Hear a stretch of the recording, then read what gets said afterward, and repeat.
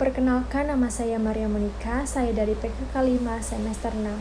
Kali ini di dalam video ini saya akan menjawab tugas yang diberikan Bapak yang di mata kuliah Sejarah Gereja Dunia. Lanjut kita ke pertanyaan pertama, apa itu Arianisme dan siapa tokoh pelopornya? Arianisme adalah sebuah pandangan kristologis yang dianut oleh para pengikut Arianus, seorang presbiter Kristen yang hidup dan mengajar di Alexandria, Mesir pada awal abad keempat. Arianus mengajar bahwa berbeda dengan Sang Bapa. Ia mengajarkan bahwa Yesus sebelum menjelma adalah makhluk ilahi. Namun ia diciptakan oleh Sang Bapa pada suatu saat tertentu dan oleh karenanya status lebih rendah daripada Sang Bapa. Sebelum ciptaannya itu, Sang Putra tidak ada. Dalam bahasa yang lebih sederhana, kadang-kadang dikatakan bahwa kaum Arian percaya bahwa Yesus dalam konteks ini adalah suatu makhluk. Kata yang digunakan dalam pengertian aslinya adalah makhluk ciptaan. Konflik antara Arianisme dan keyakinan Trinitarian adalah konfrontasi doktrin besar pertama dalam gereja setelah agama Kristen dilegalisasikan oleh Kaisar Konstantinus I. Kontroversi ini meluas hingga sebagian terbesar dari abad keempat dan melibatkan sebagian besar anggota gereja, orang-orang percaya yang sederhana dan para biarawan, serta para uskup dan kaisar. Sementara Arianisme memang selama beberapa dasawarsa mendominasi di kalangan keluarga kaisar, kaum bangsawan kekaisaran dan para rohaniwan yang lebih tinggi. Kedudukannya pada akhirnya Trinitarianisme lah yang memang secara teologis dan politik pada abad keempat. Dan sejak saat itu telah menjadi doktrin yang praktis tidak tertandingi di semua cabang utama gereja timur dan barat. Arianisme yang diajarkan oleh misionaris dari Arian Ulfilas kepada suku Germanik memang bertahan selama beberapa abad di antara sejumlah suku-suku Gord dan Longobard, tetapi sejak itulah tidak memainkan peranan teologis yang penting lagi. Nah, lanjut ke pertanyaan kedua, apa itu Nestorianisme? Siapa tokoh pelopornya? Nestorianisme adalah istilah yang digunakan dalam teologi Kristen dan sejarah gereja untuk merujuk kepada beberapa perangkat ajaran yang saling terkait tetapi berbeda secara doktrin. Arti pertama dari istilah ini terkait dengan ajaran isi teolog Kristen Nestorius yang mempromosikan doktrin-doktrin khususnya di bidang kristologi dan mariologi. Arti kedua dari istilah ini jauh lebih luas dan berhubungan dengan serangkai ajaran teologis.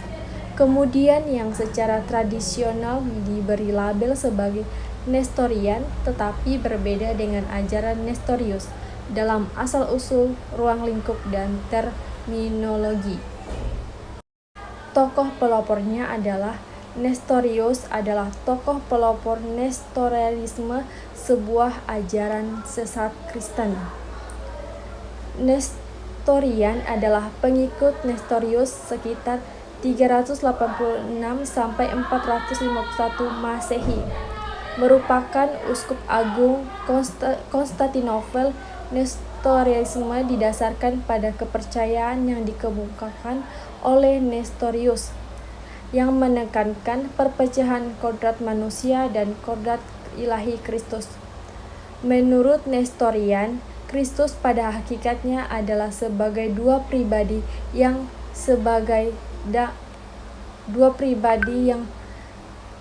berbagi satu tubuh.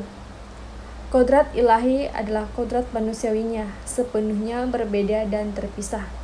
Namun gagasan ini berdasarkan Alkitab dan bertentangan dengan doktrin Kristen Ortodoks tentang persatuan hipostastik yang menyatakan bahwa Kristus sepenuhnya adalah Tuhan dan sepenuhnya manusia dalam satu pribadi.